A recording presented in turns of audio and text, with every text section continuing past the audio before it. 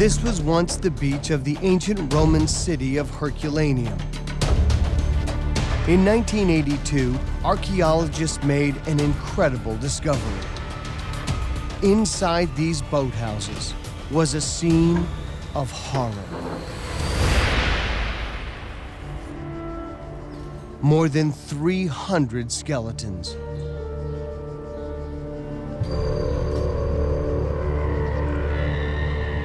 So here on the ancient beach of Herculaneum, you can see just the tragedy that occurred in 79 AD eruption here at Herculaneum.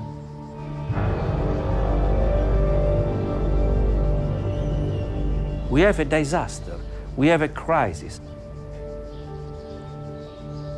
We have the complete bodies, we have girls, we have old people, we have children, we have everything, we have a dog. Here's, somewhere here there is a dog. The Herculaneum 300 were found just 4 miles from this towering colossus, Mount Vesuvius, one of the most dangerous volcanoes on the planet. Nearly 2,000 years ago, it erupted, burying both Pompeii and Herculaneum beneath mounds of ash.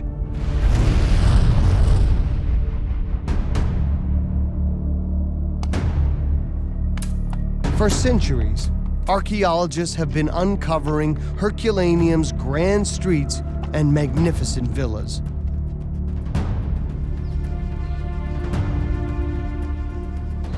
But it was only when they reached the beach that they revealed Herculaneum's grim secret. Who are these people? And why are they here?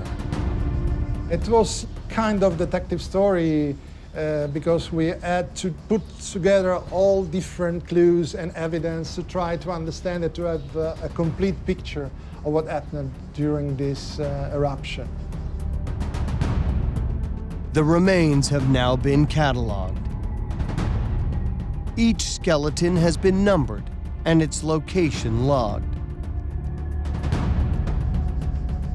Most are crowded in and around the boathouses. But one individual found on the beach is like none of the others. Who is he?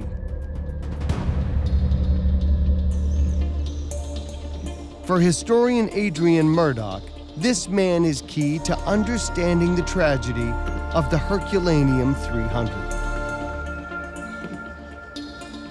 This is it. This is the beach of Herculaneum. Everything green around here used to be sand. Our man was found there. Over there we have the boat houses. We have 300 to 350 people crammed into those boat houses. So what was happening here on the 24th of August, 79 AD?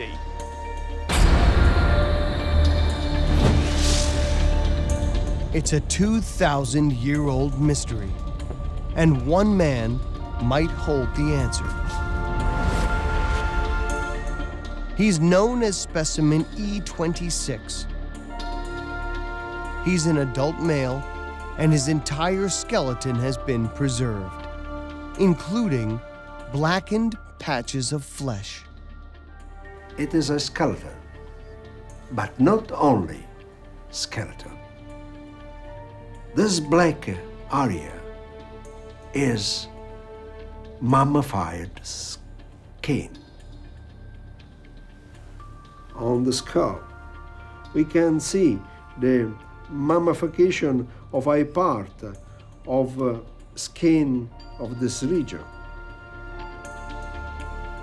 Today, for the very first time, he is to undergo examination by a modern forensic pathologist. We need to understand why this man died to be able to understand what was going on in Herculaneum on that day. Dr. Richard Shepard is an expert in disaster forensics. He led the investigation into the British victims of 9/11. This is exactly how he was found lying in the ground when he was first unearthed by the archaeologists. What's really interesting about this position is that it must have been how he actually died. This shows the moment of his death. He's clearly fallen face down onto the ground. Maybe he's been blown there by something, maybe he's fallen, maybe something else has happened to cause him to collapse face down on the ground. But if we look at the left hand, you can see that it's not just lying flat on the ground, it's digging in. This man is clawing his way towards safety. His bones reveal the moment of his death. But who was he in life? Investigators turn to the artifacts found on the body. A sword, a dagger, a silver belt, and a leather pouch filled with gold and silver coins.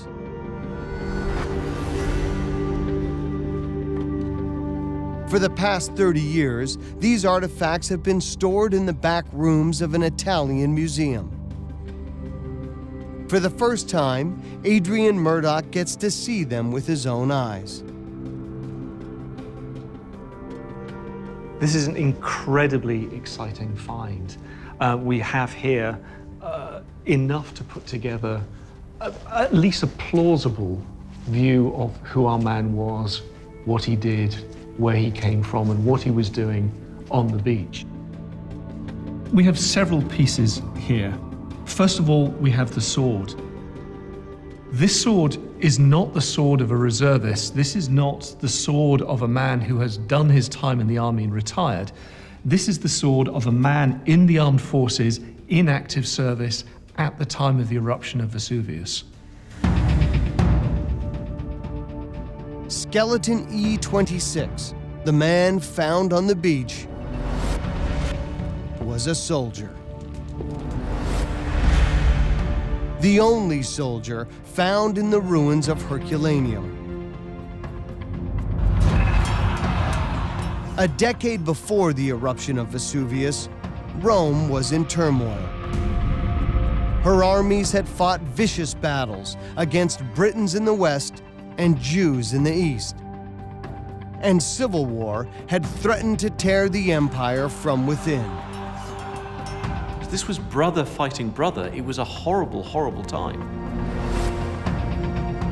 But by 79 AD, peace had returned, and our soldier ended up here, in Herculaneum. It was a prized posting, because Herculaneum was a playground for the rich.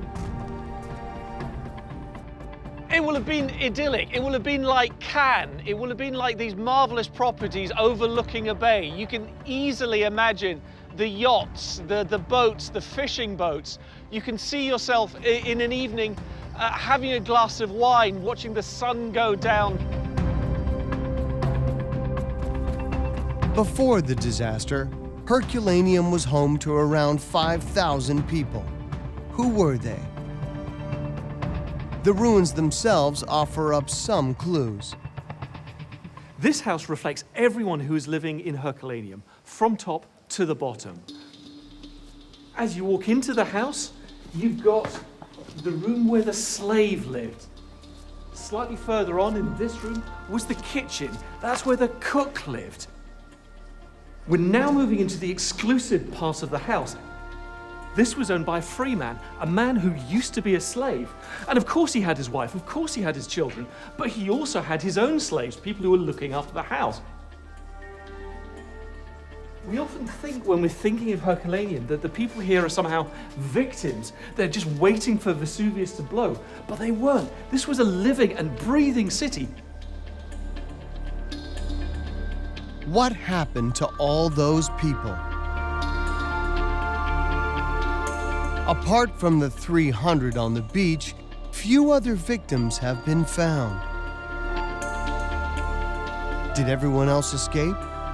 And if so, why were these people, including the soldier, left behind?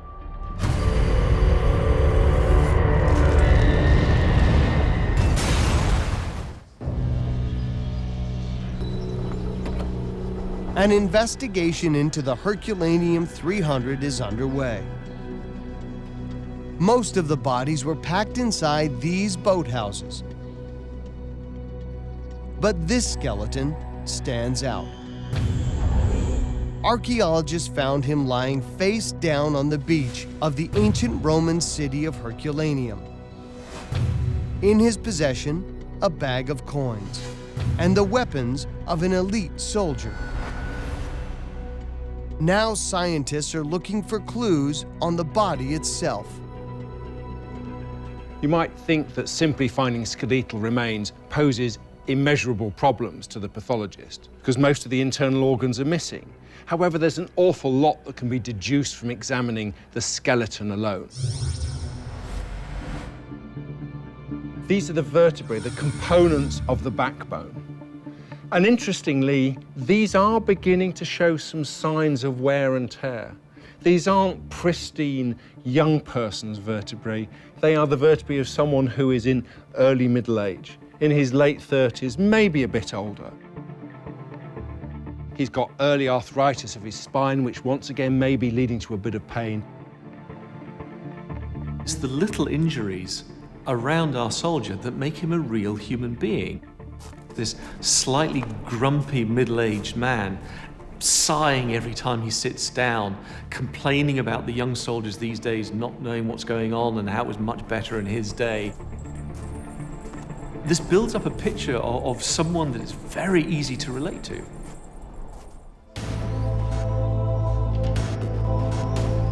Any soldier walking these streets would have been surrounded by temptation. Because Herculaneum and Pompeii were not only wealthy, they were hedonistic playgrounds as well. Pompeii alone was home to 35 brothels, one for every 71 male inhabitants. Ancient erotic frescoes can still be seen on the walls today. Soldiers were popular customers, and Adrian is finding evidence our man was not shy when it came to sex. The detail on the scabbard is beautiful. Here you can see the slightly ornate rings. You can just about make out the figures, one of which looks really erotic. Sorry. It looks as though there may be a couple coupling. It's very easy to put two and two together and build a picture of a man who lived life to the full.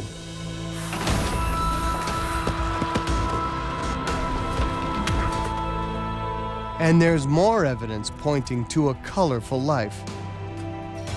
What was interesting about the body when they found it was that our man had his front teeth missing. We know they were lost before the disaster because the bone has healed. It's very easy to imagine a soldier in a bar brawl on a Friday night over some kind of girl.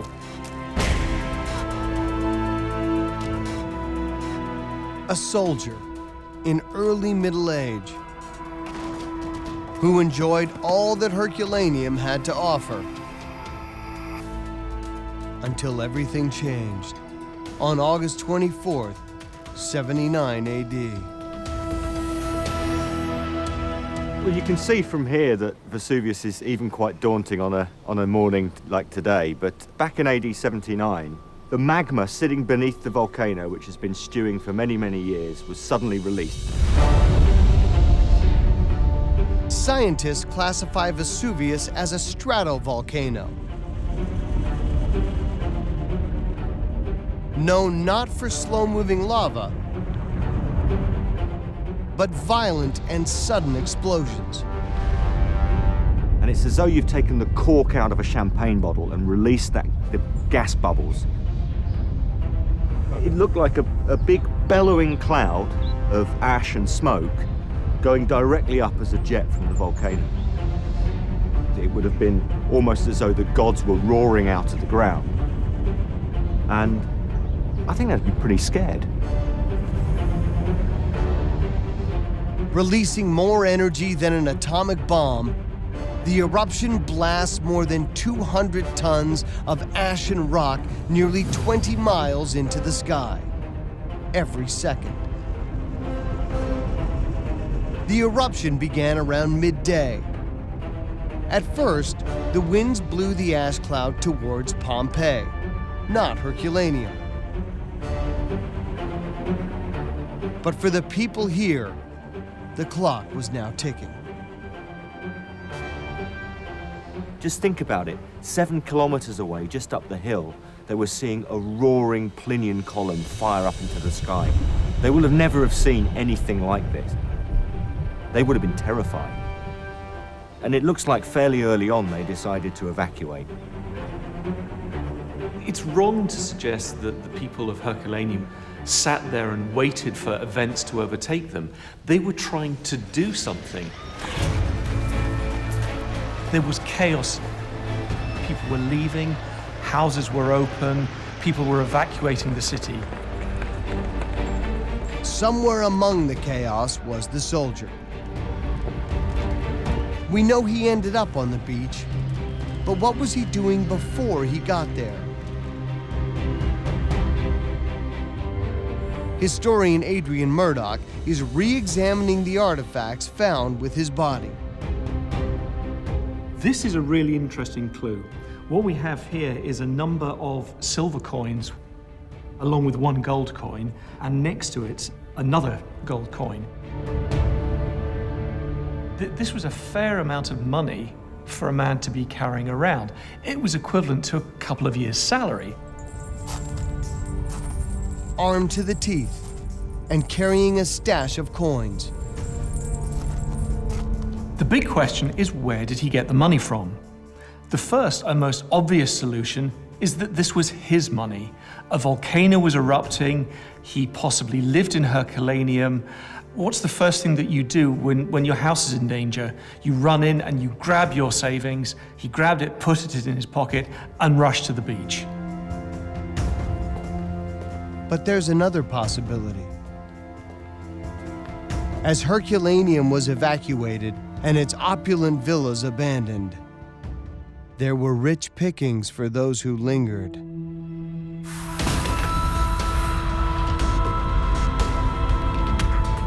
There's a more sinister solution, that our man ran into somebody else's house and raided it. Maybe he knew somebody or where they put their money. He grabbed that and then ran to the beach. These coins are the key to understanding who our soldier really was. Are they a veteran's nest egg or ill-gotten gains? As disaster grips the city, will our soldier be helping others or helping himself?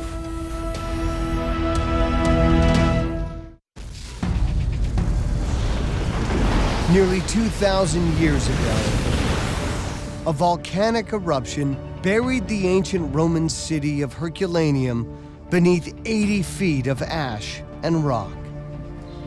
This is the material that actually buried Herculaneum. This wasn't deposited in a second. It was deposited over 8, maybe 10 hours. So the whole thing builds up, layer upon layer.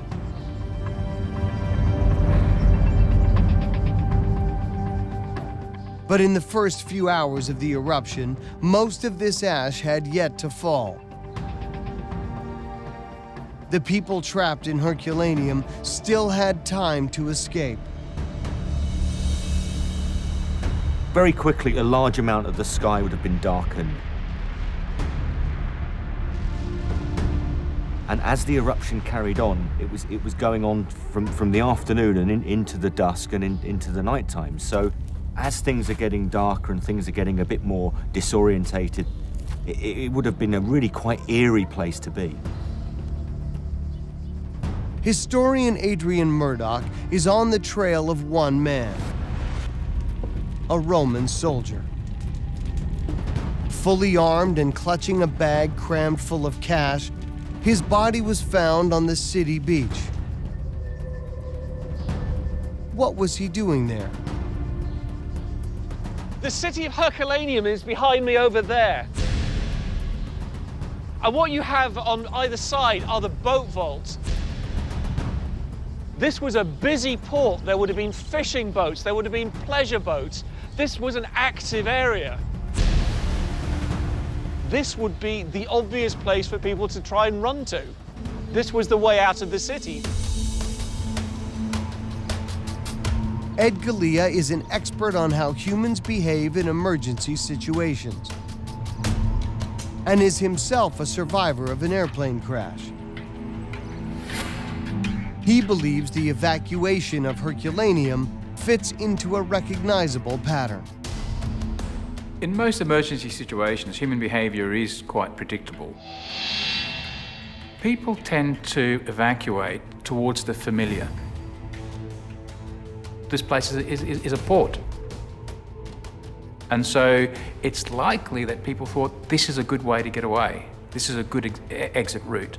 And so they would have gone down to the beach to try and get onto a boat to take them away, because it's probably one of the normal routes by which people approach and leave the town.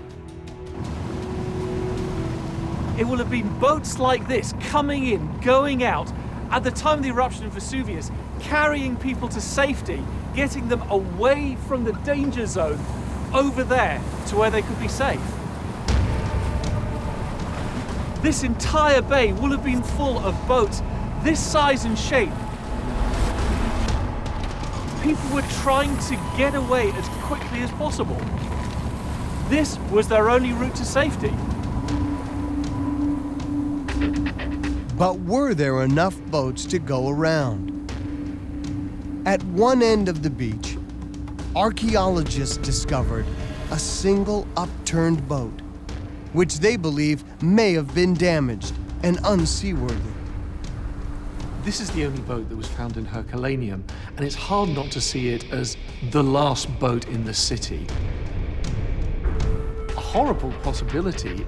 It was a symbol here that people in the boat vaults could see a boat and they knew that it couldn't get them to safety, so near and yet so far.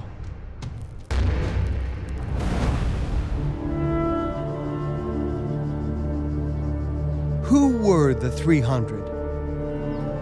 If we knew their identities, we might be one step closer to knowing why they were left on the beach. It is a mystery because we don't know exactly who they were. We would like to know who died on the beach of Herculaneum. There's a clue in the boathouses. In this case, it's not what archaeologists found, it's what they didn't find that counts. The Herculaneum 300 are remarkable for their lack of possessions. The soldier has his coins, and one woman clutches her jewelry. But otherwise, these are evacuees with few worldly goods. It's a city of the rich on the run. But most of these 300 are conspicuous for their lack of status or wealth. You could argue that the people on the beach were the poorest. They were the last to leave because everyone else was going, taking whatever they could with them to get away as quickly as they could. And the people that were left behind were the lowest levels of society. In an emergency situation, you're probably not going to be thinking much of your slaves. With not enough boats to go around, were the poor made to wait? And did the rich get preferential treatment? The social norms that we have in normal life tend to survive even in emergency situations. It's interesting to speculate how the rich got away from Herculaneum. Many will have had their own boats, but it's also possible to be a bit more cynical and suggest that they paid to get away. They paid to escape. Rome's society was still very stratified. If you had money, you could do whatever you wanted. There was only one man found on the beach with both weapons and money. Did he use his muscle to turn a profit? Adrian Murdoch takes another look at the gold and silver coins and puts 2 and 2 together. It's possible that it might have been blood money. It's clear that our man was on the beach. He looked as though he was organizing the evacuation. It's very possible that some of the rich citizens of Herculaneum paid him to get them onto the boat. It's a chilling theory, not yet proven. The next challenge for investigators is to figure out what happened after all the boats had gone. Could anyone survive?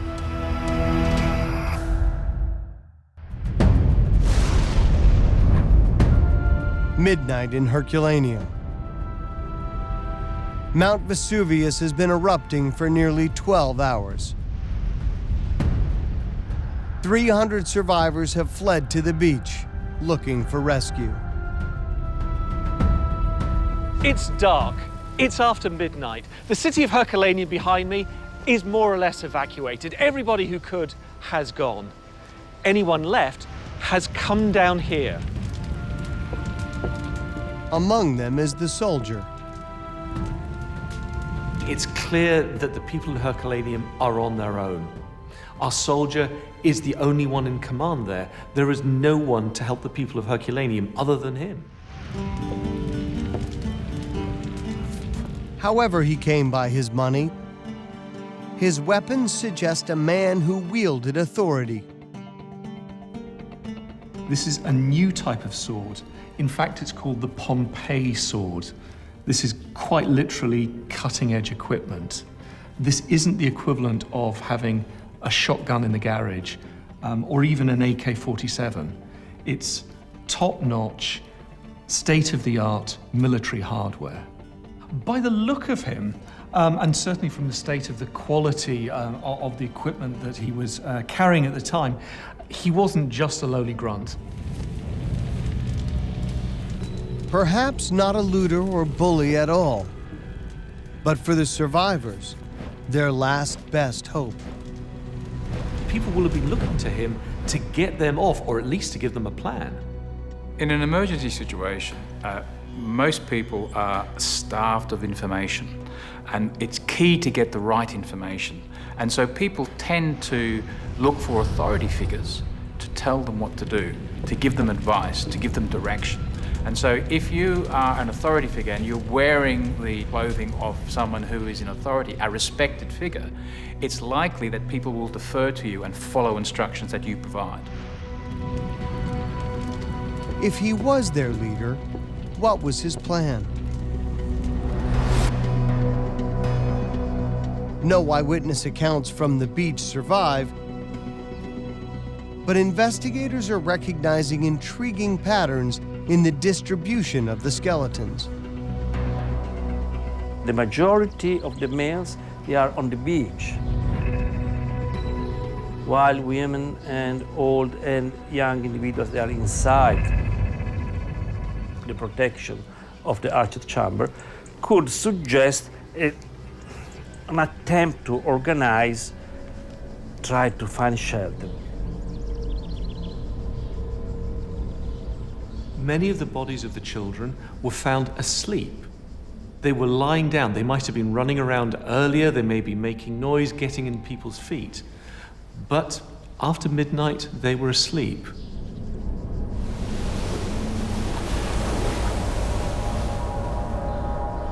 You can imagine a group of adults discussing what's going on, putting the older, the youngest, and the women inside the chamber, and discussing what we do now, because no more boats, no more possibility to escape through the sea.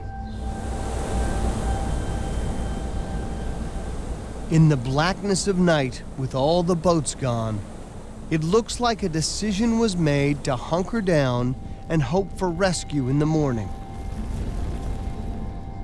The boathouses were a perfect shelter, facing away from the volcano and offering a lookout towards the sea. Our man is standing there in the middle of the beach, it's easy to imagine him slightly isolated, lost in thought, looking out towards the sea, trying to work out if he can see any shapes coming through the darkness. The soldier had good reason to hope for rescue. Just across the Bay of Naples was Misenum, a major Roman naval base. Earlier that day, a rescue had been attempted. The evidence is this 2,000-year-old letter, the only surviving account of the eruption written by an eyewitness. It describes the actions of a man named Pliny, the commander of the Roman Navy. He saw the eruption from across the bay and launched the fleet in a daring rescue bid. Pliny and his fleet have come from Misenum, over there behind me, and they're heading straight for Vesuvius. Vesuvius is still erupting. There is a huge plume of smoke going straight in the air, right above Vesuvius. Ashes are starting to fall on the sea. There are bits of pumice, there are bits of rock, there's broken stones falling on the fleet where we are right now. The helmsman starts to get scared. He comes to Pliny and he says, we need to turn back. He's scared. He wants to get back home again. Pliny says no. He says, Fortis fortuna juvat. Fortune favors the bold. Continue.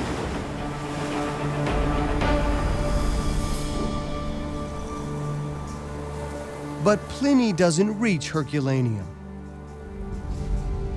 Falling ash and rock make it impossible to land. And then, after midnight, the volcanic eruption enters a new and violent phase, changing everything. For a few hours now, there's been this weird grey, dark column of hot rock and ash violently ejecting from Vesuvius behind us. And then something changes in the eruption column. It begins to collapse, producing pyroclastic density currents, lethal clouds of ash and noxious gas. And within a matter of minutes, pyroclastic density currents came barreling down the mountain from right up there all the way down and just washed like a river of rock and dust. It's just over 4 miles from the volcano to the beach. The cloud will reach the survivors in less than 6 minutes. They may not be able to see Vesuvius from where they were standing here, but they could certainly hear something. And then disaster was coming, raining down on them from Vesuvius. There was a mad panic.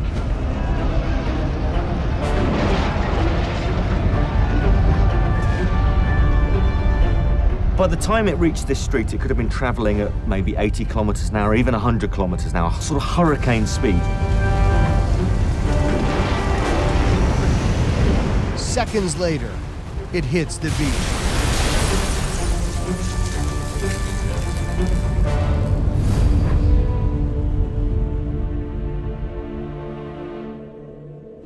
It envelops the 300 and the soldier.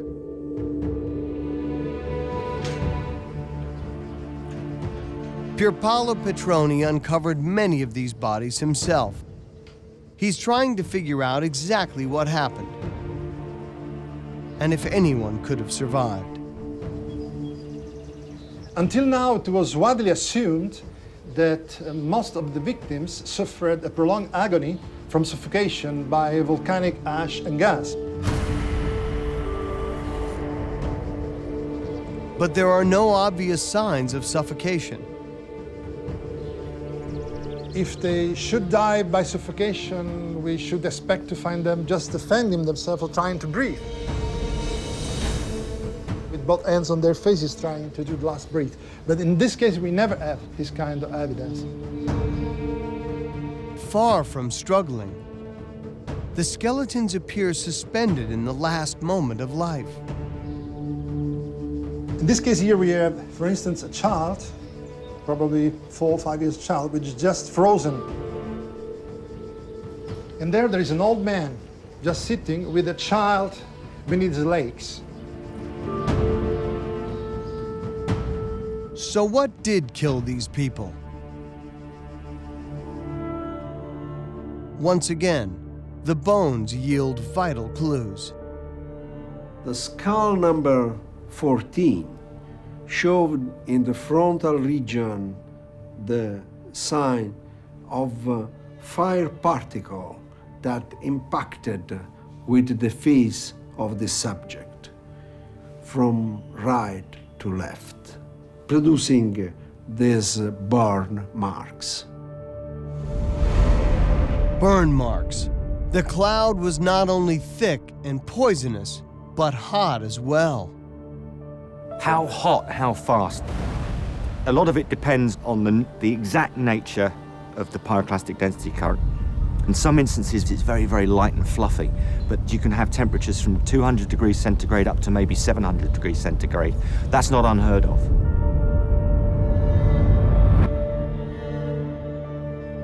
Hot enough to boil brains. The skull demonstrated a tragic death. In fact, the high temperature produced immediately the evaporation of brine, and this increased instantaneously the pressure inside the skull, causing the skull explosion in both side temporal squama, right and left. The cerebral material burst out.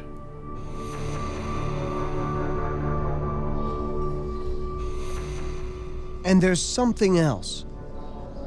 Inside the boathouses, there is a microscopic layer of red-colored ash, evidence of human blood.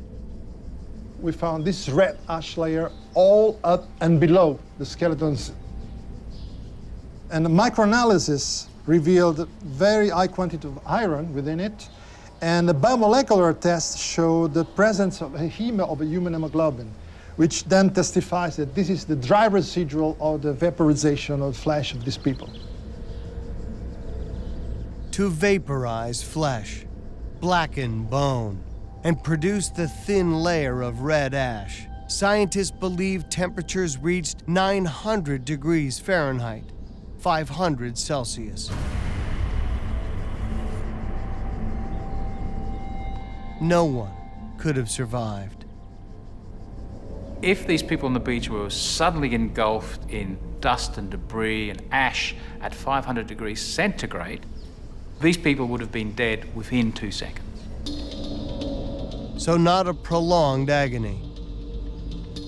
Death was mercifully quick. The stance of these victims tell us that they died very quick, just in a fraction of a second. Their bodies were frozen by a kind of instant rigor mortis that crystallized the last activity of these people. It happened so fast, the sleeping children probably didn't wake up. When the archaeologists excavated this, they found at the bottom, close to the ground, the children, the youngest individual, while the older one on the top, possibly because they tried to cover the youngest to protect them. But what of the soldier? He wasn't seeking the shelter of the boathouses. Why? For our investigators, it's the final mystery of the 300.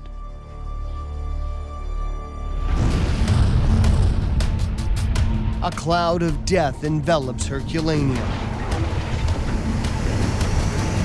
killing more than 300, including the soldier.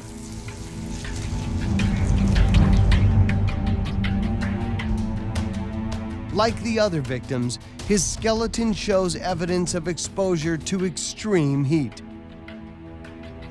So there's significant signs of burning on this body. You can see the dark charring that's on the back of the left shoulder, the back of the head, and coming down to the arm.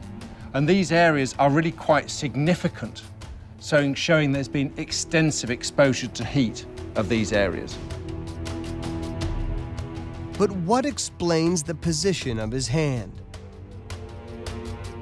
So when you look at the left hand, it's not flat on the ground. This left hand is curled in as though he's desperately trying to crawl his way as a last gasp effort to get away from whatever is happening, the thing that finally killed him.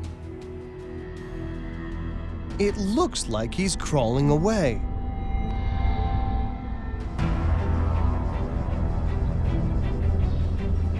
But Pier Paolo Petrone has seen it before and has a scientific explanation. The contracted end is found everywhere, something like this, with everyone, with every individual. And that's just contraction induced by the heat, by the high temperature. So all people has hands and feet completely contracted. But the soldier's death differs in one important respect. Unlike most of the others who were trying to seek shelter, the soldier stood his ground in the middle of the beach.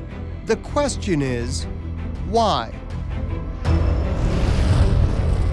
It's quite possible that he was on his own because he was ordering people, instructing people to seek cover.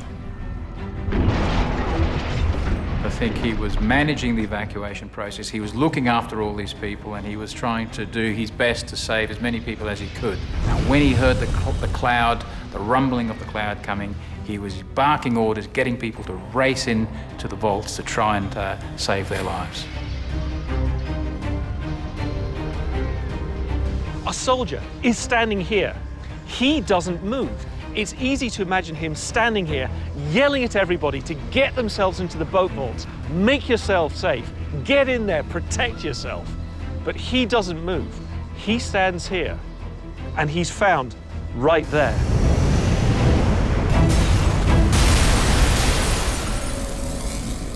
So what would have happened in that last final split second? The heat would have caused his skin to dissolve. Underneath his skin, the muscles would have then been affected by the heat. They would have been drawn out. The fat that was in the body would have begun to burn, and that would have helped burn the muscles away.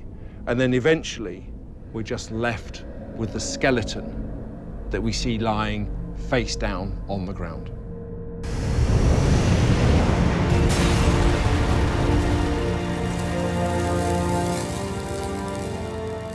"2,000 years later, archaeologists will find him on the beach of Herculaneum. He died dressed in his full military kit, with a pocket full of coins. Was it his money or someone else's? We can never know for sure. But for investigators, one fact remains. Given the chance to escape, he chose to stay, waiting on the beach with the 300 until the very end. I think the guy on the beach, I think he was generally a good guy. I'd like to think he was a good guy. You can see him, warts and all. This was a human being there. This wasn't an ideal hero. Extraordinary times create extraordinary people. And while this man may have been a bit of a down and out in his private life, and it's easy to imagine what he did in his spare time, at the time of Vesuvius, it looks as though he was the man trying to protect the survivors of Herculaneum. I think he was a good man at the end.